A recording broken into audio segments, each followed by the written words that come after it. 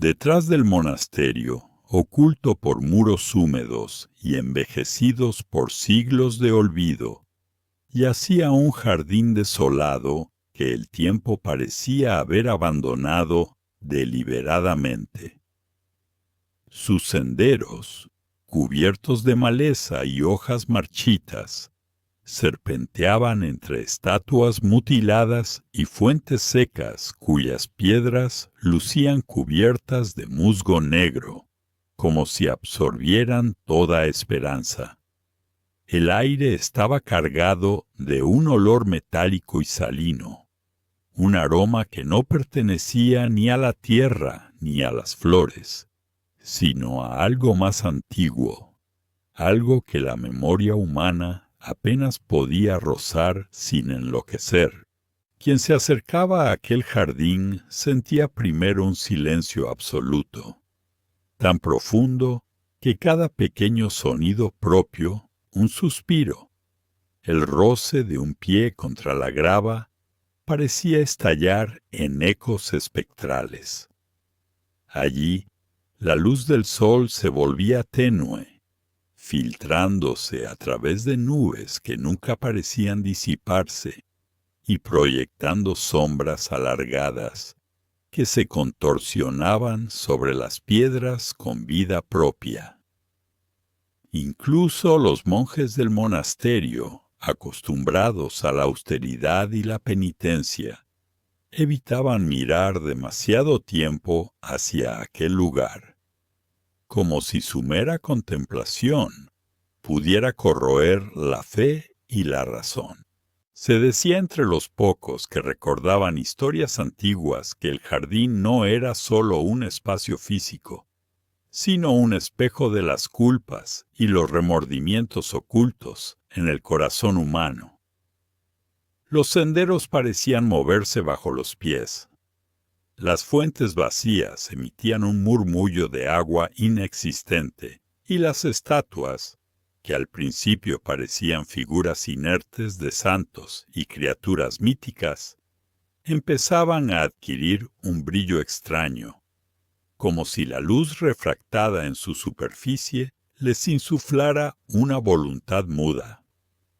La leyenda afirmaba que aquellos que ingresaban con un corazón cargado de culpa, aunque mínima, comenzaban a sufrir una transformación silenciosa y terrible. Los primeros signos eran casi imperceptibles. La piel se tornaba pálida y rígida, como si la esencia de la vida se drenara lentamente hacia la tierra húmeda.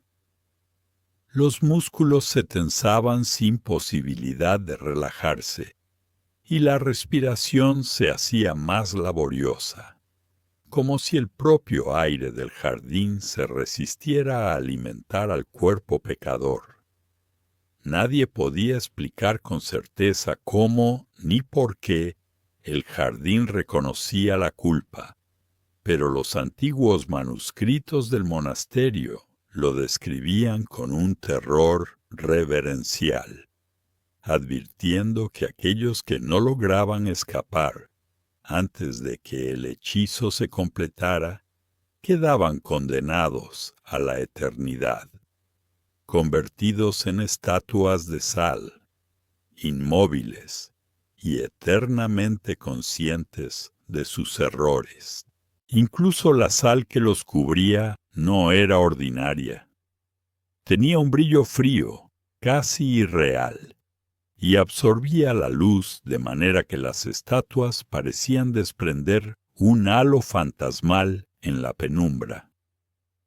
A veces el viento arrastraba partículas de esta sal hacia los senderos, y cualquiera que caminara inadvertidamente sobre ellas experimentaba un escalofrío profundo, un recordatorio de que la justicia de aquel lugar no era caprichosa. Se alimentaba del arrepentimiento genuino, y nada podía escapar de su juicio. Era un sitio que parecía existir fuera del tiempo, donde el pasado y el presente se entrelazaban en un manto de horror silencioso, y donde la culpa, invisible y pesada, se convertía en un instrumento de condena más seguro que cualquier martillo o espada. El jardín, en su desolación perpetua, aguardaba pacientemente a los pecadores, sin prisa, sin ira, pero con una certeza terrible.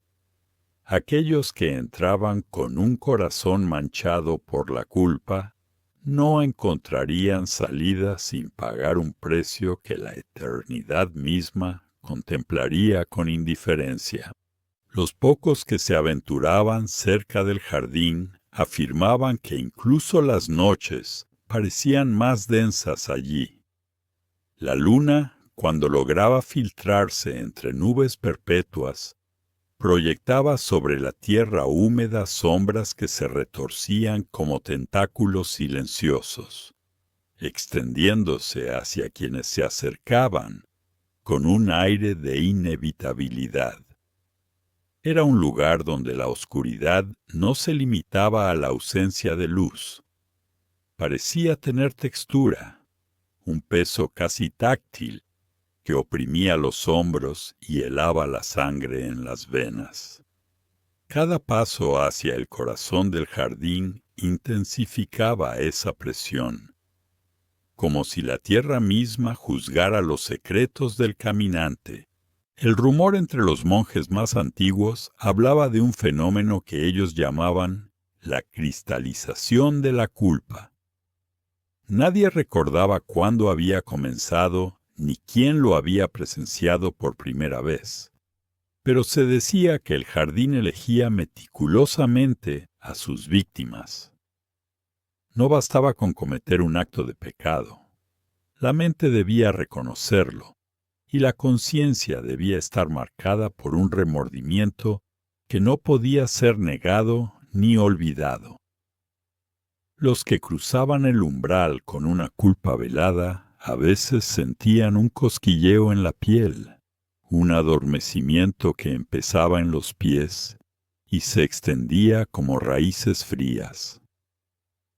Con cada minuto que pasaba, la rigidez aumentaba, los músculos se contraían involuntariamente y la respiración se volvía entrecortada, como si el aire mismo se hubiera espesado y pesado. Lo más aterrador no era la transformación física inmediata, sino el proceso lento y consciente mediante el cual la víctima percibía la inevitabilidad de su destino.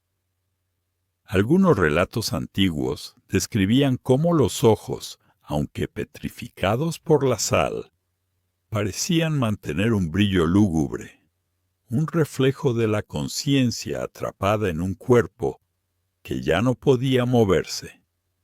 Las manos, rígidas y encogidas, conservaban el gesto con el que habían pecado, y la expresión del rostro se cristalizaba en un terror silencioso que ningún exorcismo ni plegaria podría disolver. A medida que la sal se adhiría, comenzaban a surgir grietas diminutas en la piel, como si el alma misma intentara escapar. Pero no había salida. La transfiguración era completa, inexorable. El jardín, silencioso y perpetuo, parecía observar con un placer frío y meticuloso, evaluando el grado de culpa de cada alma y ajustando la velocidad de su condena según la intensidad del arrepentimiento. Una culpa más profunda aceleraba la petrificación, mientras que un remordimiento menor alargaba el proceso, prolongando el terror y el sufrimiento de manera que los ojos de los petrificados parecían implorar por un final que nunca llegaba. Incluso los animales evitaban el lugar, y los pocos que se aventuraban a rondar los senderos regresaban al monasterio temblando y con el pelaje cubierto de un polvo blanco que nadie podía explicar. Los monjes advertían que aquel polvo no era sal común, era un fragmento de la condena, una prueba de que el jardín percibía y registraba cada conciencia intrusa. Cada huella dejada en la grava se impregnaba con una memoria de miedo y culpa, y cualquier intento de borrar o alterar esos rastros resultaba inútil. El jardín no olvidaba ni perdonaba. Su juicio era tan antiguo como el tiempo, y cada visitante condenado se convertía en un monumento silencioso de advertencia para aquellos que aún no habían sentido la fría mano de su justicia. El corazón del jardín era un lugar donde la naturaleza misma parecía corrompida por la maldición que impregnaba cada piedra y cada hoja marchita. Árboles retorcidos, cuyas ramas parecían dedos esqueléticos extendidos hacia el cielo, crecían entre setos que se cerraban sobre los senderos, impidiendo el retroceso. Sus raíces, gruesas y nudosas, emergían de la tierra como serpientes petrificadas, cubriendo parcialmente los caminos y obligando a los intrusos a avanzar con cautela, conscientes de que un paso en falso podía sellar su destino. La tierra estaba salpicada de cristales blancos que brillaban con una luz fría e inquietante, y cada cristal parecía latir con un ritmo propio, como si respirara al compás de la culpa que flotaba en el aire. Quien osaba internarse más allá del límite de las fuentes secas y los caminos enmarañados, comenzaba a percibir cambios sutiles en el propio cuerpo. Los movimientos se volvían torpes, y la mente empezaba a percibir la levedad de la carne, un recordatorio de que algo más antiguo y vasto había puesto su mirada sobre el intruso. Algunos afirmaban que los sonidos del exterior se desvanecían, reemplazados por un murmullo que parecía surgir de la propia tierra. Un susurro continuo que recitaba culpas no confesadas y secretos enterrados en la conciencia. No había manera de ignorarlo. Cada pensamiento de pecado era amplificado. Cada arrepentimiento reprimido se convertía en un clamor que la mente no podía silenciar. Las estatuas que adornaban los rincones más sombríos del jardín no eran meros adornos, eran advertencias vivientes. Representaban a quienes habían sucumbido a la atracción del lugar, figuras congeladas en actitudes de remordimiento extremo, manos cubriendo la cara, torsos encorvados, ojos fijos en un horizonte invisible. La sal que las cubría resplandecía bajo la luz mortecina, como si conservara la vida atrapada en un tiempo detenido. Y a veces, en el silencio más absoluto, un temblor o un suspiro parecía emanar de estas figuras, confirmando que la conciencia seguía viva, atrapada en su prisión cristalina. Se decía que el jardín elegía a sus víctimas de manera casi consciente. No era un simple mecanismo de castigo. Poseía una voluntad propia, una inteligencia fría y despiadada que distinguía la profundidad de la culpa.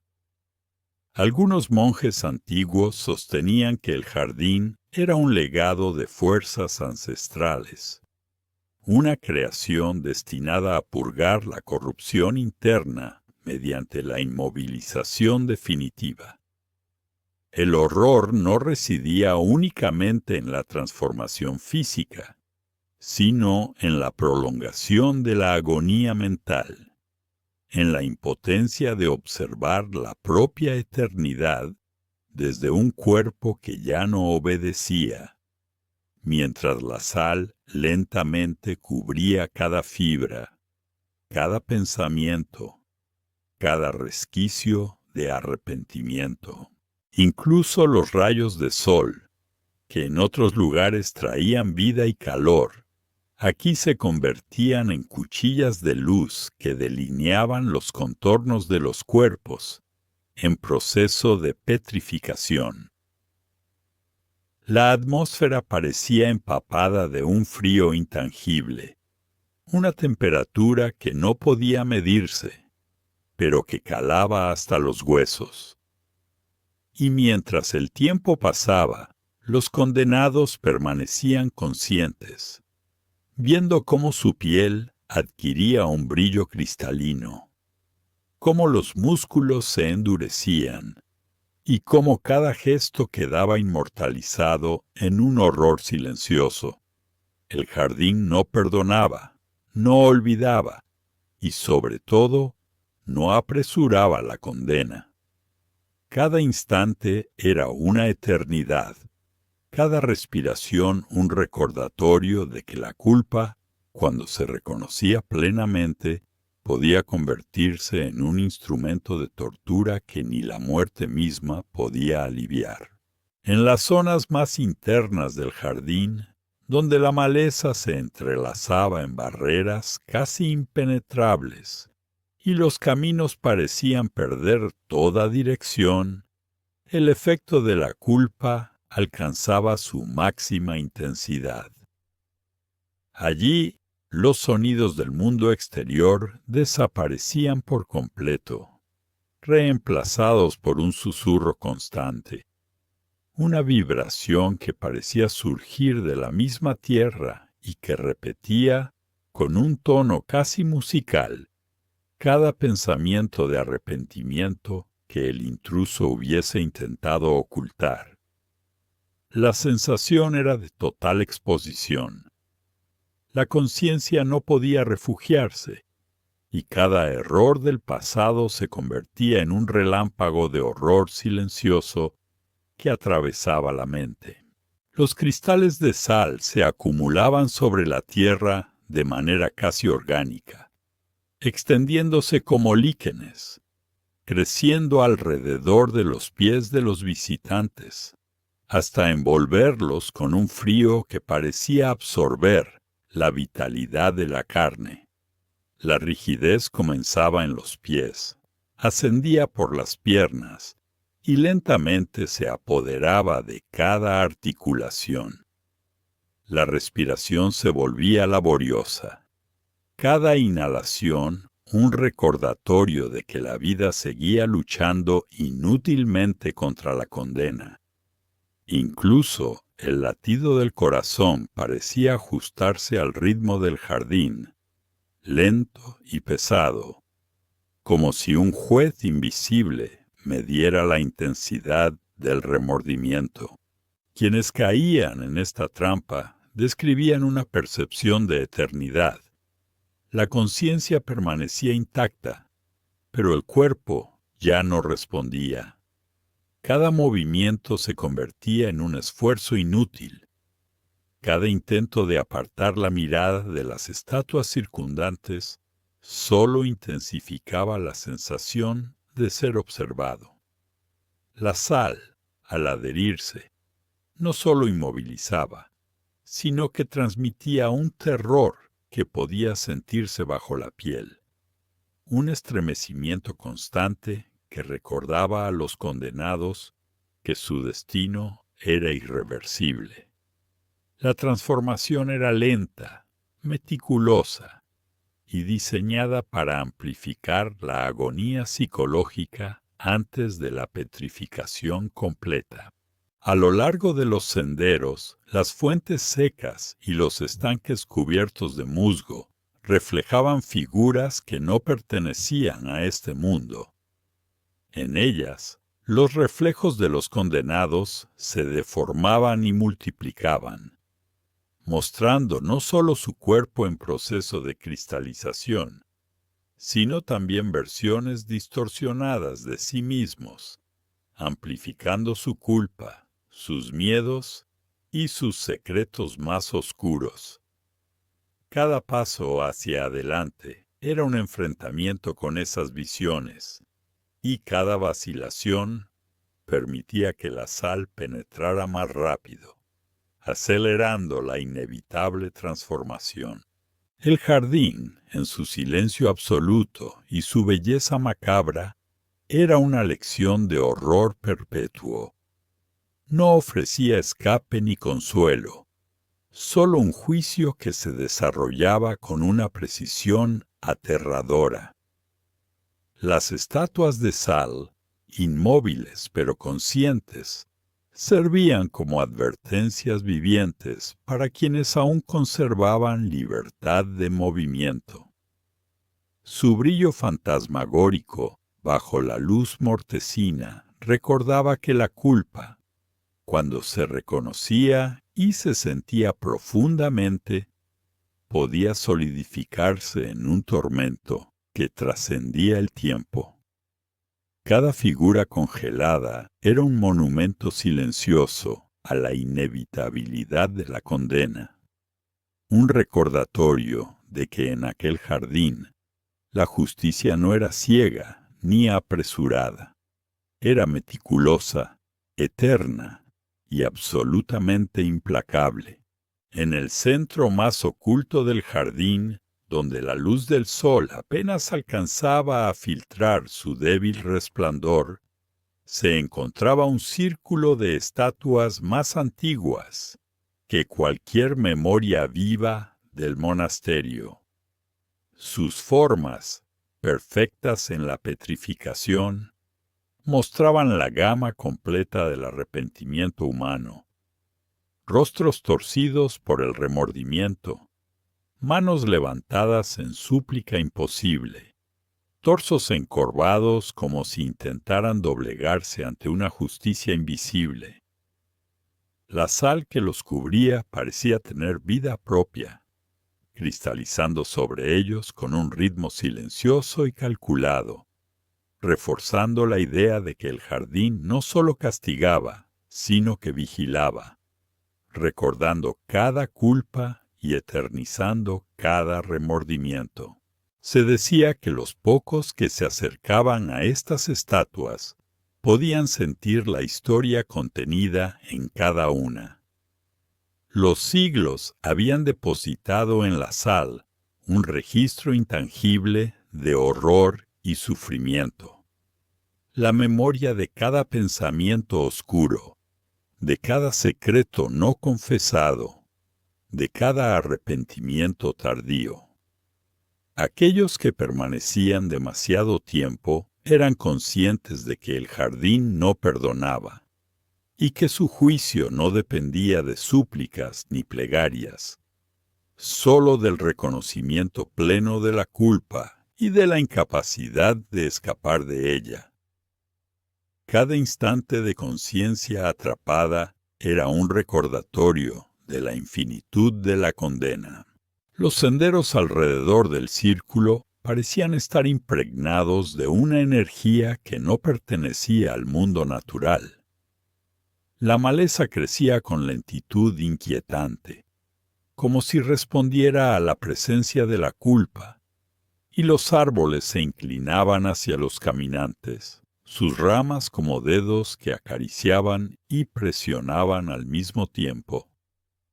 El murmullo constante del viento, que atravesaba las piedras y los cristales de sal, parecía recitar las faltas de quienes se aventuraban allí, amplificando la ansiedad hasta un nivel insoportable. La sensación de inevitabilidad se volvía casi física, un peso que se asentaba sobre la mente y la carne, recordando que nadie podía escapar de la mirada del jardín. Al final, aquellos que habían cruzado el umbral con el corazón cargado de culpa se encontraban transformados en monumentos de advertencia. Sus cuerpos se convertían en estatuas de sal, rígidos y eternos, conscientes de todo, incapaces de moverse, con la conciencia intacta pero atrapada en una prisión cristalina. El jardín los rodeaba como un testigo silencioso y paciente, absorbiendo cada pensamiento, cada arrepentimiento, y prolongando la agonía con una precisión aterradora. No había piedad ni compasión, solo la justicia absoluta de un lugar que existía más allá del tiempo, dedicado a manifestar la culpa en su forma más pura y definitiva. Así permanecía el jardín detrás del monasterio, un espacio que parecía detenido en la eternidad, donde la naturaleza y la maldición se entrelazaban, donde cada sombra, cada cristal de sal, cada susurro del viento servía para advertir que la culpa no podía ser ignorada. Y aquellos que observaban desde el monasterio, aunque seguros en su distancia, sabían que un paso en falso, un pensamiento no confesado o un remordimiento profundo podían atraer la atención del jardín, convirtiendo a cualquier alma humana en otra estatua de sal, un monumento silencioso y eterno al poder ineludible de la culpa y al horror que acechaba en la soledad de aquel lugar olvidado por el tiempo.